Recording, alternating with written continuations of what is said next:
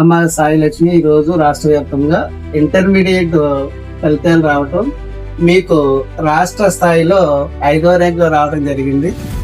మరి ఈ సందర్భంగా మీ యొక్క అభిప్రాయం, మీ యొక్క కష్టం, అదే కాలేజీలో మీ యొక్క సార్స్ ఏ విధంగా మీకు విద్యాబోధన చేయడం జరిగింది, అలాగే మేనేజ్మెంట్ వారు ఏ విధంగా నీకు సహకరించారు, మీ యొక్క అభిప్రాయాలన్నీ కూడా తెలియపరచాల్సిందిగా చెప్తున్నాను.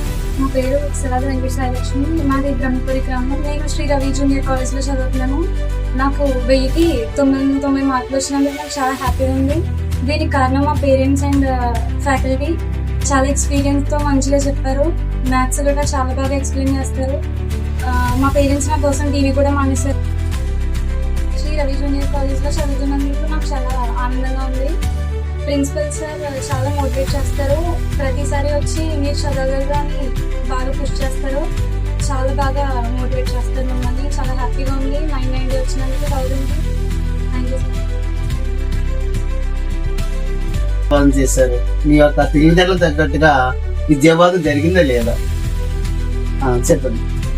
కాలేజ్లో అందరు టీచర్స్ చాలా బాగా చెప్తారు. మ్యాథ్స్ ఒకటే చాలా బాగా ఎక్స్ప్లెయిన్ చేస్తారు. ఫిజిక్స్, కెమిస్ట్రీ అన్నీ చాలా బాగా సబ్జెక్ట్ డీప్గా ఎక్స్ప్లెయిన్ చేస్తారు.